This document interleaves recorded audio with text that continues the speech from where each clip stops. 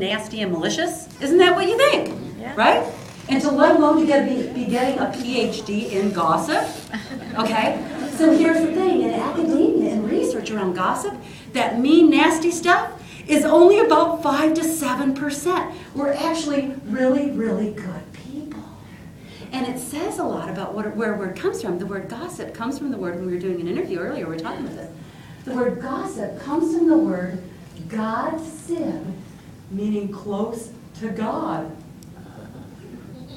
Isn't that crazy? What would happen, like in the 8th, 9th, 10th centuries, the doulas, they were called God-sibs. They deliver babies and spread the precious news that a precious child of God was born. Cool. And when you think about it, gossip is actually word of mouth. And we were talking about word of mouth, weren't we? It's the best kind of advertising. Like, you're really starting to get entrepreneurs coming to you at State Farm because of social media, and they're really starting to see opportunities. And one of the reasons that you're partnering with NSHMBA is because you find folks that are really ready to rock it out and become an entrepreneur and become their own franchise is the word used, but their own agent, right? And create their own business. So word of mouth is the best type of advertising on the planet. Don't go see the movie Avengers. Who loved Avengers? Who loved it? Young guys mostly did. Okay. Who didn't like Avengers? Who hasn't seen the movie? Excellent. Who's still not raising their hands? Okay, good. So I personally, I'm a big movie person. I love to tell people about movies. I can't wait to go see that Tom Cruise one, Rock of Ages. Have you guys seen that? Doesn't that look like a good movie? To some of you, I got it. Okay. All right. And word of mouth is what generates it, right? So we're going to play in new perceptions. The third thing we're going to do, because remember our brain thinks in threes. The third thing we're going to do is we're going to play in fear. We're going to really, really play in fear.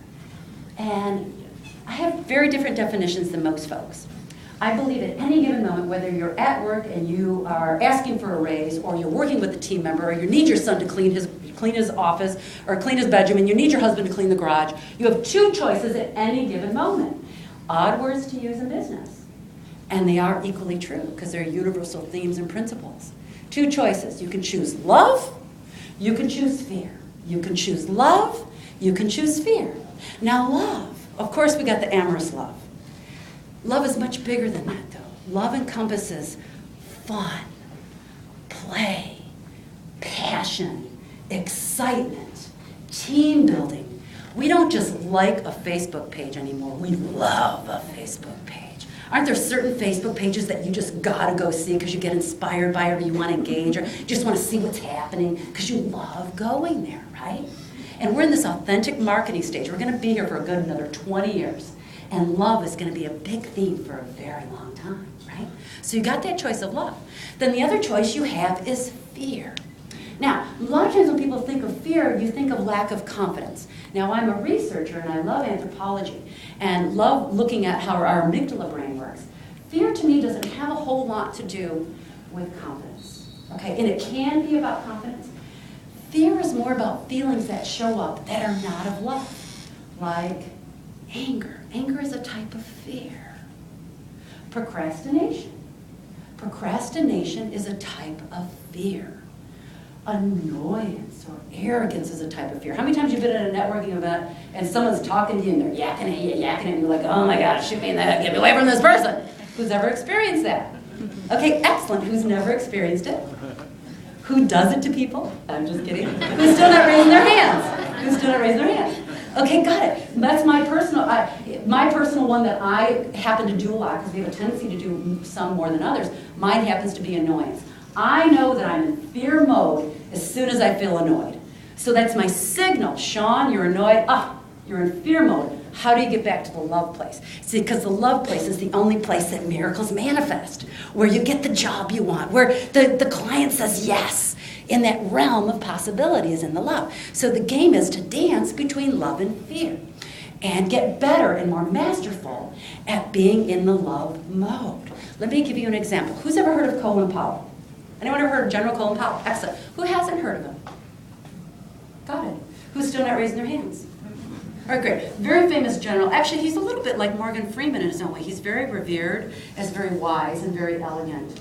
High integrity. Wouldn't you say that's a word for him, high integrity, that folks see him as an integrous person? And I was getting ready to interview him. I got to interview some really cool people. I was getting ready to interview him. I was working with Ford Motor Company Fund, the philanthropic entity of Ford. I'm from Detroit, okay, so I work a lot with the automotives. So we're getting ready to interview General Colin Powell. And how it's usually done is I have 45 minutes to set up the camera crews. The celebrity comes in with all the pomp and circumstance. I might interview him for half an hour. Then we finish the interview, he leaves, and then we break down the set. So we're all set up and ready to go. And the Ford folks come up to me and they say, Shawne, change of plans. In my stomach. Okay, you with me? It doesn't have anything to do with confidence. Change of plans. I just popped into fear mode.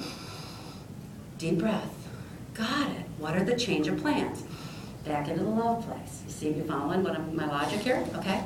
Well, we have to do it in the ballroom because we don't, there are many reasons why. Susie says ballroom. I go, as a producer, I know the room is going to be loud, I'm going to have audio issues, and all kinds of concerns popped in my head. I went into fear mode. Deep breath, calm down. No problem.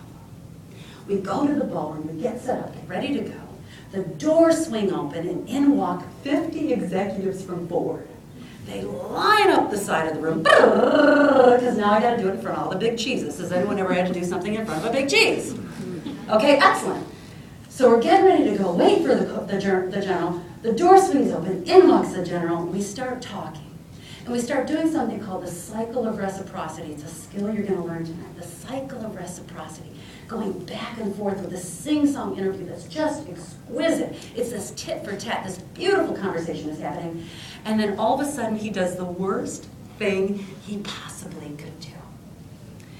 As he's saying his sound bites, and as you get savvy in media, because I'm really big into media and that highest level of conversation, as he's doing his interviews, as he's doing his sound bites, he says the words Ford Foundation.